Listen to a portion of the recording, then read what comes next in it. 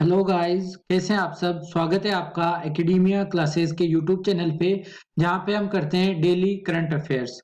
Okay, आज करेंगे 17 Feb का करंट अफेयर। लेकिन अगर आपने अभी तक चैनल को सब्सक्राइब नहीं किया है तो आप चैनल को सब्सक्राइब कर लें और बेल आइकन जरूर दबाएं, ताकि अगला वीडियो जब भी अपलोड हो आपको सबसे पहले उसका नोटिफिकेशन मिल जाए। दोस्तों, हम एकेडमिया क्लासेस पे ना सिर्फ करंट अफेयर्स करते हैं, बल्कि हम PYQ सेशन भी यहाँ पे लेके आते हैं आपके लिए, जिसमें एसएससी में आए हुए प्रीवियस ईयर के सारे क्वेश्चन वेल एक्सप्लेन्ड तरीके से क्या करते हैं, हम कवर करते हैं, है ना। तो ये बात आपको ध्यान रखनी है। अगर आप PYQs करना चाहते हैं एसएससी के सब्जेक्ट वाइज तौर से और वेल एक्सप्लेन तरीके से, तो आपको जरूर देखने चाहिए एकेडमिया क्लासेस के PYQ सेशंस। इसके अलावा कोई सजेशन आपका रहे तो आप हमें कमेंट करके जरूर बताएं, उन पे काम जरूर किया जाएगा। ठीक है, आज का करंट अफेयर शुरू करेंगे बिना किसी देरी के। और सबसे पहला है हमारी हेडिंग, भारत सरकार के कहने पर ट्विटर ने 500 खाते बंद कर दिए। अब ये खाते कोई बैंक अकाउंट नहीं है, ये ट्विटर अकाउंट से। हम सब जानते हैं ट्विटर क्या है। ट्विटर एक सोशल मीडिया प्लेटफॉर्म है जहां पे लोग अपनी बात को रखते हैं। तो ये 500 खाते क्या कर रहे थे, भारत सरकार के लॉ एंड ऑर्डर को खराब करने का काम कर रहे थे, यानी भारत की कानून व्यवस्था और लोक व्यवस्था को खराब करने का काम कर रहे थे। इसलिए भारत सरकार ने ट्विटर से कहा कि इनको बंद किया जाए, और ट्विटर ने इन्हें क्या कर दिया, बंद कर दिया। ट्विटर की अगर बात करेंगे तो ट्विटर के सीईओ कौन है, तो जैक डोरसी हैं ट्विटर के सीईओ। फिर सेकंड बात करें, ट्विटर ने भारत में एक अभियान चला रखा है, एक अभियान जिसे क्या नाम दिया गया, जिसका नाम है देयर इज हेल्प। ओके, तो देयर इज हेल्प करके एक अभियान है जो ट्विटर ने भारत में चलाया है। ट्विटर ने एक फीचर भी लॉन्च किया था अभी, और उसका नाम रखा ट्विटर ने आर्ट हाउस फीचर। तो ये भी इंपॉर्टेंट है, यानी आर्ट को प्रमोट करने के लिए, कला को प्रमोट करने के लिए ट्विटर ने ये अभियान चलाया, ये फीचर चलाया, ये फीचर लॉन्च किया, आर्ट हाउस फीचर। ओके, अगली बात करेंगे, विजयनगर बना है कर्नाटक का 31वां जिला।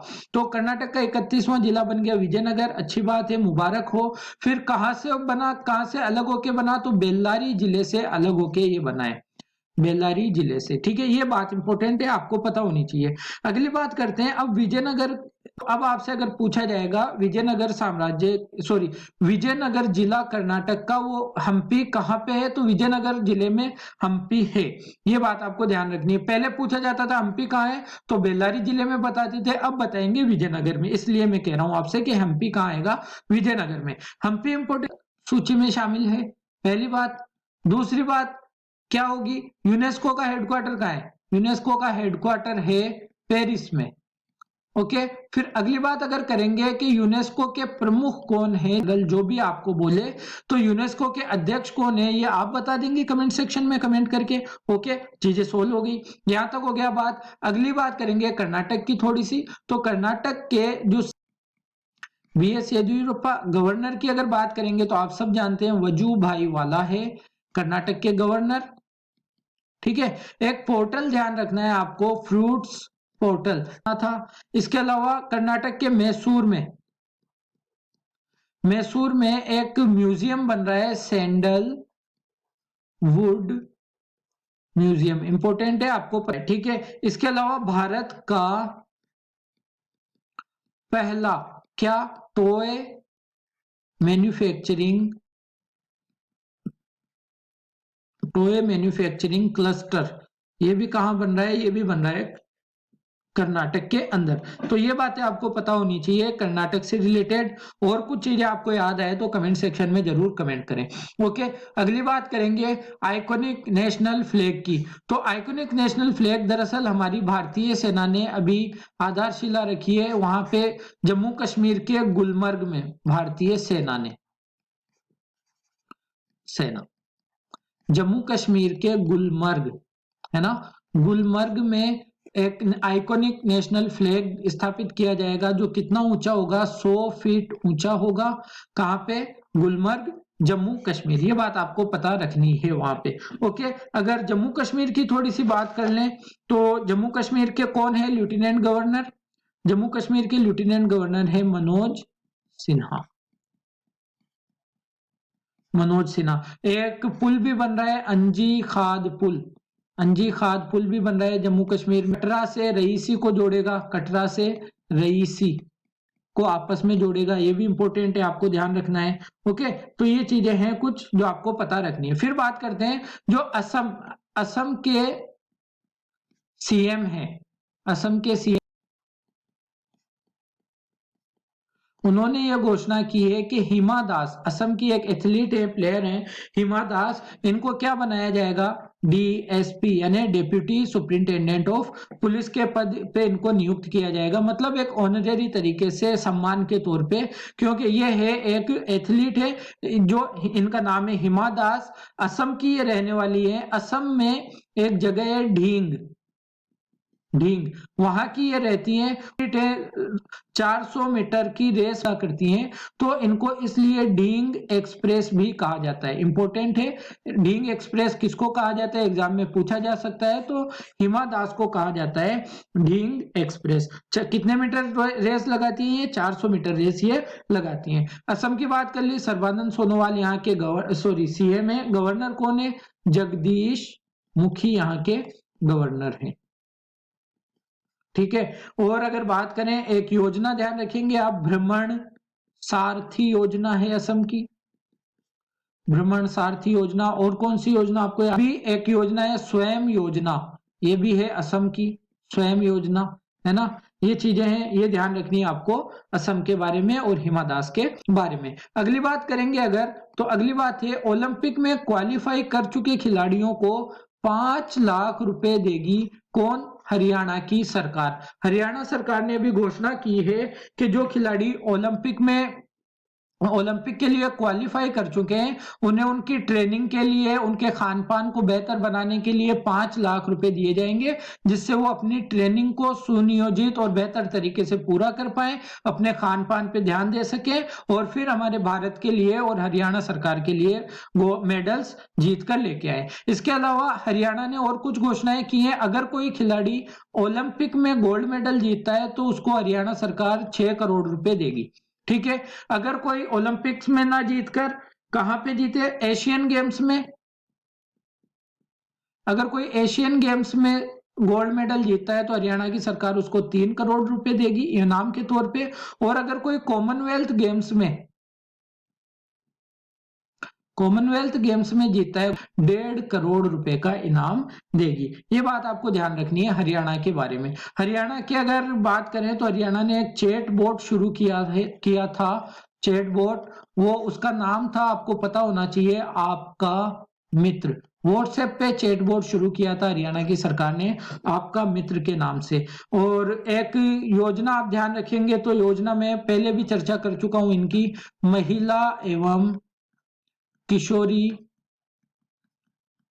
सम्मान योजना, महिला एवं किशोरी सम्मान योजना। इसके अलावा आप ध्यान रखेंगे सीएम यानी मुख्यमंत्री दूध उपहार योजना, मुख्यमंत्री दूध उपहार योजना भी किसकी है, हरियाणा सरकार की। हरियाणा सरकार एक बिल लेके आई थी, इन्होंने अपने उसमें बिल अपने सभा के अंदर, ये इंपॉर्टेंट है, आपको पता होना चाहिए, यहां पे मैं लिख रहा हूं, right to recall panchayat member bill. यानी अगर हरियाणा ठीक से काम नहीं कर रहा है तो ये अधिकार होगा उस पंचायत समिति के लोगों को कि वो उसे वापस बुला सकता है ना। तो ये बिल लेके आए हरियाणा सरकार, right to recall panchayat members bill. ये इंपॉर्टेंट है, आपको चीजें ध्यान रखनी है। ओके, आगे बात करेंगे। देखिए अभी ये जो पर्सन आपको नजर आ रहे हैं, ये तुर्की के राष्ट्रपति हैं तैयब अर्दोगान साहब, रजब तैयब अर्दोगान साहब। ये हैं तुर्की के राष्ट्रपति रजब तैयब अर्दोगान। तो रजब तैयब अर्दोगान अभी अपने 10 साल प्रोग्राम डिक्लेयर कर रहे थे अपनी देश के लिए कि उनकी 10 साल की, आगे के 10 साल की नीति क्या होगी। तो उन्होंने उसमें घोषणा की कि तुर्की 2000 चांद पे पहुंचने के लिए स्पेस मिशन को लॉन्च करेगा तुर्की 2023 में। और 2023 में इसलिए करेगा क्योंकि 1923 से 1923 में तुर्की में क्या स्थापित हुआ था? लोकतंत्र स्थापित हुआ था, यानी जनता की सरकार स्थापित हुई थी। और 2023 में लोकतंत्र स्थापित होते हुए यहाँ 2 साल का समय हो जाएगा। और इस 100 साल के सेलिब्रेशन में तुर्की चाहता है कि वो चांद पे पहुंचने वाला देश बन जाए। तो तुर्की के राष्ट्रपति हमने बता दिया, रजब तैयब हैं। अगर तुर्की की कैपिटल की बात करेंगे तो कैपिटल है अंकारा। ध्यान रखना, इस्तांबुल, बहुत सारे लोग ये कंफ्यूजन में रहते हैं, तुर्की की कैपिटल इस्तांबुल है। इस्तांबुल महत्वपूर्ण शहर है, सबसे बड़ा शहर है, लेकिन कैपिटल जो है वो है अंकारा। ये बात आपको ध्यान रखनी है। करेंसी क्या है तुर्की की? करेंसी की बात करेंगे तो टर्किश लीरा, ये है वहां की करेंसी। ओके, बातें ध्यान रहेगी आपको। इतनी बात हो गई। एक ध्यान रखना, अभी एक हागिया सोफिया काफी चर्चाओं में नाम था। हागिया सोफिया एक म्यूजियम हुआ करता था तुर्की में, जिसे क्या बना दिया गया? मस्जिद में तब्दील कर दिया गया। दरअसल प्राचीन समय में जब ये बना तब एक मस्जिद ही थी, फिर उसको क्या किया गया? म्यूजियम को इसको क्या कर दिया है। तो ये बात आपको पता होनी चाहिए। अगली बात है wild life photographer of the year. क्या एक अवार्ड मिला है wild life photographer of the year, people's choice award 2020 के लिए। ध्यान रखेंगे, तो ये किसको मिला है? ये मिला है रॉबर्ट इरविन को। ये पिक इन्होंने ली थी, जो जंगल में जो आग लगने का दृश्य है वो पिक इन्होंने ली थी, और इसको मिला है wild life photographer of the year. Person का नाम है रॉबर्ट इरविन। इंपॉर्टेंट है, आपको ध्यान रखना है। हमारे भारत की देखो अभी एक संस्था है, संस्था का नाम मैं आपको बताता हूं, इंडिया रेटिंग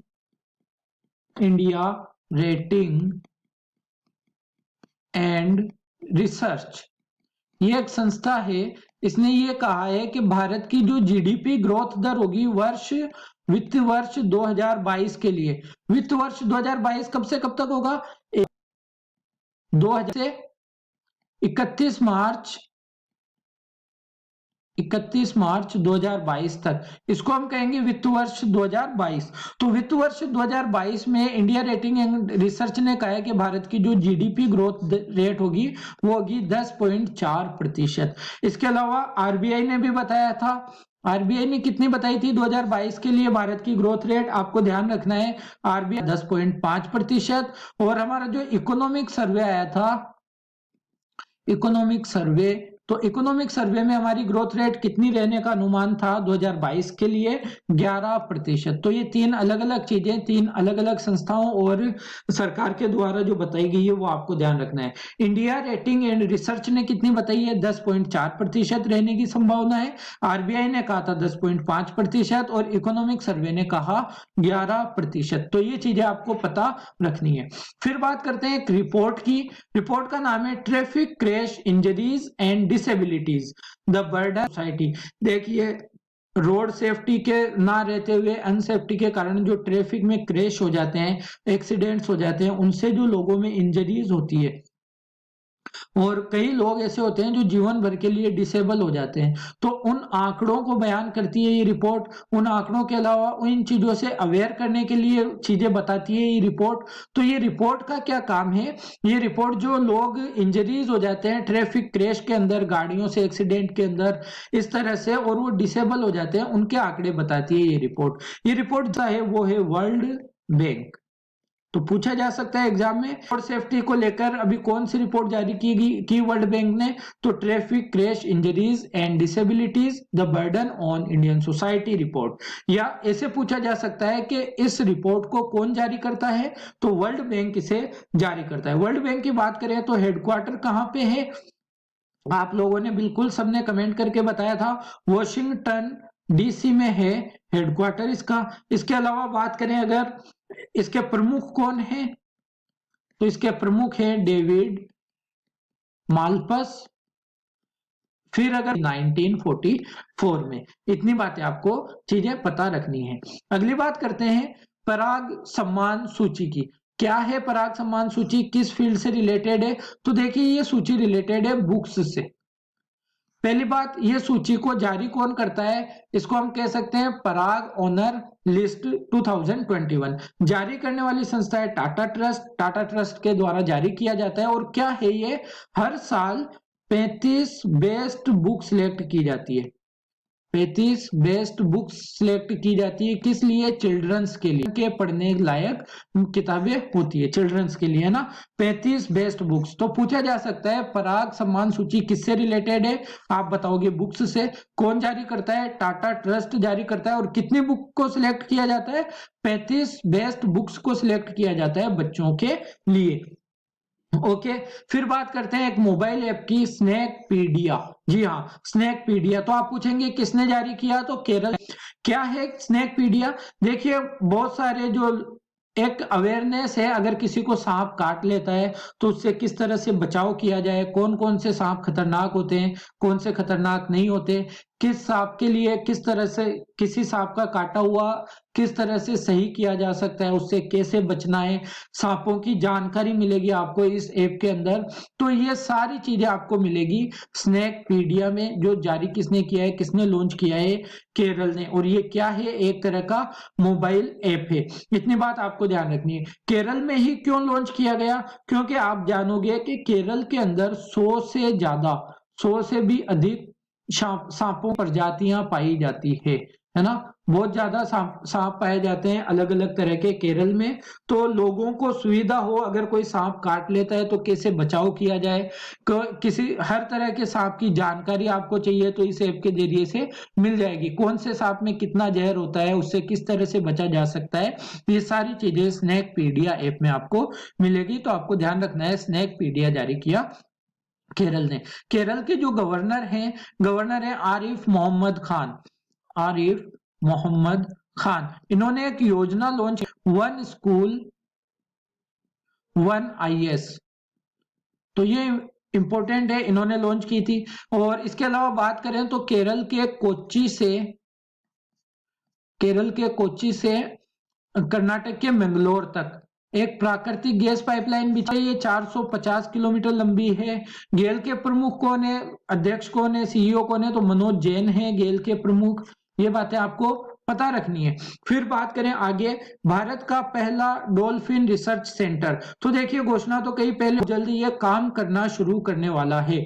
तो भारत का पहला डॉल्फिन रिसर्च सेंटर बनेगा पटना विश्वविद्यालय, यानी पटना यूनिवर्सिटी में।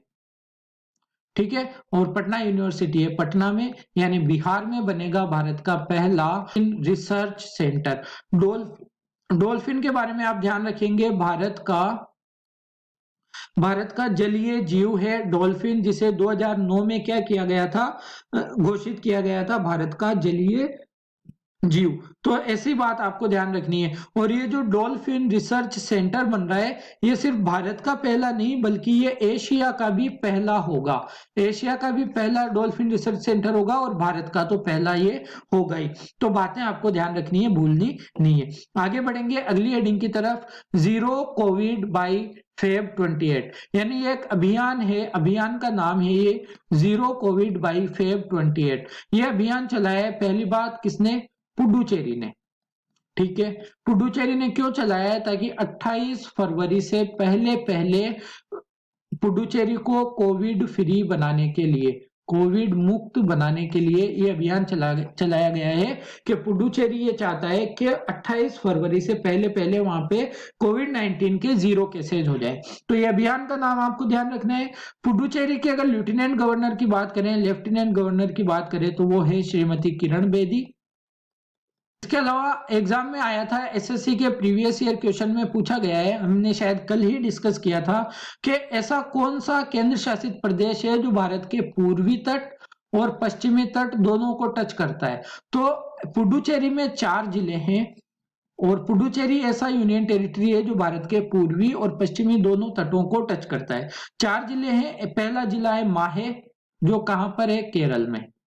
ठीक है, ये आ गया पश्चिमी तट में। फिर 2 जिले हैं, एक तो पुडुचेरी और एक है कराईकल, तमिलनाडु में। और था है यनम, ये कहाँ पे है? आंध्र प्रदेश में। तो ये तीनों जिले करते हैं पूर्वी तट को टच और माहे करता है पश्चिमी तट को टच। तो ये बात आपको ध्यान रखना है, चीजें इंपॉर्टेंट है। फिर बात करते हैं दिदिर दूत। दिदिर दूत ये कुछ इस तरह से है, दिदिर दूत ऐप और मोदी पारा। दिदिर दूत और मोदी पारा ये क्या है? ये मोबाइल ऐप है। देखिए पश्चिम बंगाल में चुनाव होने वाले हैं, और चुनाव होने वाले हैं तो अलग अलग पार्टियां क्या करेगी? चुनाव का प्रचार करेगी। तो प्रचार करने के लिए एक पार्टी है, हम सब जानते हैं दीदी की पार्टी कौन सी? तृणमूल कांग्रेस। पश्चिम बंगाल की राज्य पार्टी है तृणमूल। जो इसने लॉन्च किया है एक ऐप चुनावों का प्रचार प्रसार करने के लिए, चुनावों में अपनी पार्टी का प्रचार करने के लिए ये लॉन्च किया है दिदिर दूत। और मोदी पारा ऐप लॉन्च किया है बीजेपी ने चुनाव का प्रचार करने के लिए। तो ये दोनों इंपॉर्टेंट है, पश्चिम बंगाल में जो चुनाव हो रहे हैं उससे रिलेटेड दोनों मोबाइल ऐप हैं, दोनों चुनाव के प्रचार प्रसार के लिए हैं। दिदिर दूत ऐप है तृणमूल कांग्रेस का, जो ममता बनर्जी की पार्टी है। दीदी कहते हैं ना इनको, दीदी की। तो यहीं से ये निकला है दीदी, दीदीर दूत। और मोदी पारा, मोदी जी का नाम, ये कौन सी पार्टी का है? बीजेपी का ये ऐप है। इतनी बात हो गई। आज के सेशन में हम इतना ही रखेंगे। बताइएगा जरूर कैसा लगा। अगर अच्छा लगा है तो लाइक कर दे वीडियो को, कमेंट करके बताएं, और कोई सजेशन है तो वो भी दें। दोस्तों में शेयर जरूर करें। और अगर चैनल को अभी तक आपने सब्सक्राइब नहीं किया है तो आपको चैनल को सब्सक्राइब कर लेना चाहिए। सोशल मीडिया प्लेटफॉर्म की बात करें तो फेसबुक पे हमें एकेडमिया क्लासेस के नाम से, टेलीग्राम पे आपको हर सेशन की पीडीएफ प्रोवाइड करवा दी जाती है, एकेडमिया क्लासेस के नाम से हम आपको टेलीग्राम पर भी मिल जाएंगे। इन दोनों के लिंक आपको डिस्क्रिप्शन में मिल जाते हैं। तो अगर आप ज्वाइन करना चाहते हैं तो डिस्क्रिप्शन बॉक्स से आप ज्वाइन हमें कर सकते हैं। आज के लिए इतना ही रखेंगे। Thank you very much. Have a nice day. Bye bye.